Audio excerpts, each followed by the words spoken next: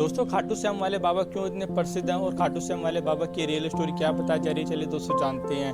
लेकिन उससे पहले हमारे YouTube चैनल को जरूर सब्सक्राइब करें क्योंकि आपके आगे बहुत काम आने वाला है। जैसे कि पता जाता है कि महाभारत युद्ध के समय जब बारबरिक अपनी माँ को वचन देकर आए थे कि मैं भी महाभारत के युद्ध में भाग लूंगा और ऐसे पक्ष से लड़ूंगा जो कमजोर पक्ष होगा।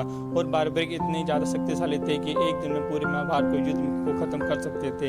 जब ये बात भगवान श्री कृष्ण को पता चली तो भगवान श्री कृष्ण ने स्वयं ही बारबरिक से मिलने चले गए और बारबरिक से कहा कि तुम पांडवों की तरफ से युद्ध में भाग लोगे। यह सुनते ही बारबरिक ने भगवान श्री कृष्ण को मना कर दिया और कहा कि मैं अपनी माँ को वचन देकर आया हूँ कि जो पक्ष कमजोर होगा मैं उसकी तरफ से युद्ध में भाग लूंगा और इसके अलावा आप मुझसे कुछ भी मांग लीजिए। तो भगवान श्री कृष्ण ने बारबरिक का सिर ही मांग लिया और बारबरिक ने भगवान श्री कृष्ण को अपना सिर दे दिया। फिर भगवान श्री कृष्ण ने कहा कि बारबरिक तुम्हारे इतने बड़े बलिदान देने की वजह से तुम कलयुग में मेरे नाम से ही जाने जाओगे और सबसे ज़्यादा जाने जाओगे। दोस्तों क्या आपको इससे पहले खाटू श्याम वाले बाबा के बारे में पता था? तो दोस्तों खाटू श्याम वाले बाबा के लिए एक लाइक और कमेंट सेक्शन तो जरूर बनता है इतना बड़ा बलिदान देने के।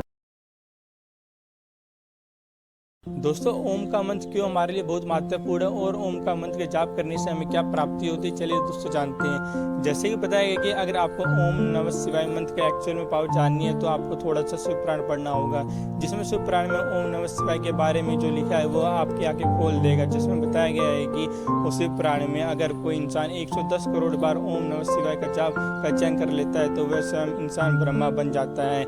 यह कोई दोस्तों फैंटेसी वाली बात नहीं है। ओम नमः शिवाय को सृष्टि की अनंत काल की ध्वनि माना जाता है, मतलब अल्टीमेट साउंड जिसमें सभी अन्य ध्वनियां सृष्टि उत्पन्न हुई है। और ओम का प्रकट और अप्रकट दोनों परमाणु से जोड़ने वाली ध्वनि माना जाता है। जैसे ही पता जाता है कि अप्रकट परमाणु वह है जिसमें हम देख सकते हैं और महसूस कर सकते हैं, और उसके विपरीत यानी अप्रकट परमाणु उसे कहते हैं जिसमें हम नहीं देख सकते ना ही किसी प्रकार को महसूस कर सकते हैं। और यहाँ तक ये बताया कि दोस्तों और ओम नमः शिवाय ये 5 अक्षर हमारे प्रकट ब्राह्मण के 5 अल्टीमेट यानी हमारे 5 अद्भुत को दर्शाता है। आग, अग्नि, हवा और पानी को दर्शाया गया है, जिसमें बताया जाता है कि ओम नमः शिवाय की एक चैटिंग से इंसान भौतिक रूप से परे हो जाता है। तो हम ओम नमः शिवाय का जाप करते हैं तो हमारे भौतिक रूप से 5 अल्टीमेट बैलेंस हो जाते हैं और हम the ultimate vibration of creation मतलब ओम से जुड़ जाते हैं। और उसी प्रकार से पुराण को इंसान को स्वयं ब्रह्मा माना गया है। और सनातन धर्म से जुड़ी हर बातें जानने के लिए प्लीज़ हमारे YouTube चैनल को सब्सक्राइब करें और आगे ऐसी